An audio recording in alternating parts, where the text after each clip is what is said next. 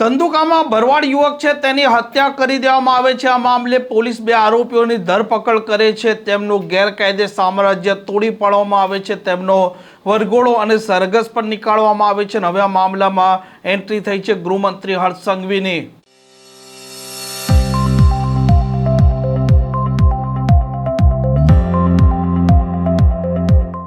નમસ્કાર, આપ જોઈ રહ્યા છો હોટલાઇન ન્યૂઝ અને હું છું આપણી સાથે તોફિક ગાંચી। ધંધુકામાં જે પ્રકારે ભરવાડ યુવક ધર્મેશ છે તેની ઘાતકી હત્યા કરી દેતા ખળભળાટ મચી જવા પામ્યો હતો અને આ ઘટનાના પગલે સમગ્ર પંથકમાં ચકચાર મચી જવા પામી હતી। હિંસા પણ ફાટી નીકળી હતી અને ટોળાએ 15 થી 20 દુકાનો છે તેને પણ ફૂંકી મારી હતી અને આ ઘટનાના પગલે પોલીસનો કાફલો પણ ઘટના સ્થળે ખડકી દેવામાં આવ્યો હતો અને હત્યા કરનાર બે આરોપીઓ હતા રિઝવાન અને સમીર, તે બંનેની પોલીસે ધરપકડ પણ કરી દીધી હતી।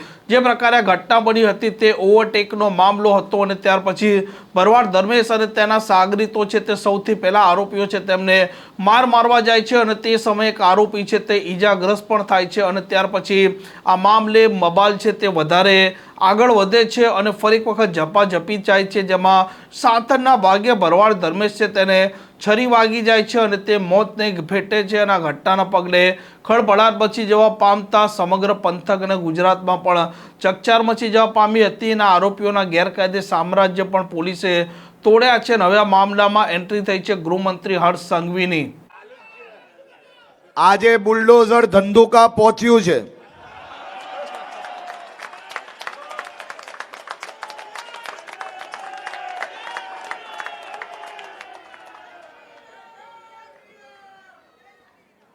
ધીરે ધીરે જ્યાં જ્યાં જરૂર પડશે એક બી ખૂનો નહીં છોડશો।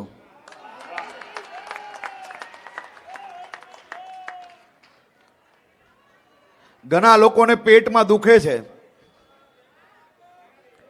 આ ગુંડા ટપોરીઓ લુખ્ખાઓ તમારા હક માટે સુરક્ષિત રખાયેલી જગ્યાઓ પર બાંધકામ કરીને 2 નંબરના ધંધા કરે અને એના મકાનો પર બુલડોઝર જ્યારે ફેરવીએ તો કઈ પાર્ટીના પેટમાં દુખે છે તેનો તમને સૌને અંદાજો છે। આપણે ગુજરાતના અનેક ક્ષેત્રોમાં હજારો હેક્ટર જગ્યાઓ તમારા સૌની હકની ખાલી બી કરાવી। અનેક ગુંડા ટપોરીઓએ જે જગ્યાઓ કબજે કરી હતી, જ્યાંથી આ 2 નંબરનો વેપાર ચલાવતા હતા, એ બધી જ જગ્યાઓ સાફ કરીને ક્યાંક પોલીસ સ્ટેશન બનાવ્યા તો ક્યાંક પીએચસી સીએચસી બનાવીને તમારા સૌની સ્વાસ્થ્યની ચિંતા કરતી સારવાર કેન્દ્ર બનાવવાનું કામ આપણી ભૂપેન્દ્રભાઈ પટેલની સરકાર દ્વારા કરવામાં આવ્યું છે।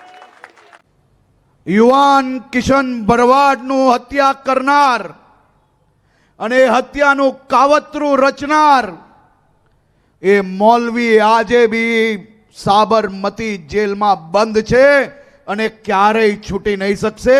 એ કેસ સરકાર ડે ટુ ડે ચલાવવા માટે બી અપીલ કરી છે અને કિશન ભરવાડને ન્યાય અપાવીને જ રહીશ અને એને હત્યાનું કાવતરું રચનાર આ મૌલવીને આજ સુધી જામીન નસીબ નથી થવા લીધી, તે માટે આ રાજ્ય સરકાર દ્વારા કડકાઈથી કામગીરી લેવામાં આવે છે।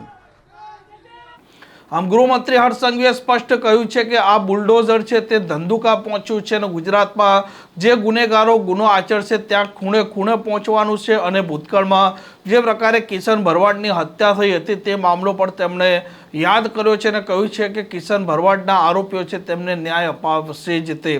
આ પ્રકારના સમાચાર માટે હોટલાઇન ન્યૂઝના ચેનલને લાઇક, શેર અને સબસ્ક્રાઇબ કરવાનું ભૂલતા નહીં। નમસ્કાર। આવા પ્રકારના વિડીયો તમને જોવા ગમતા હોય તો હોટલાઇન ન્યૂઝ ચેનલને લાઇક, શેર અને સબસ્ક્રાઇબ કરો।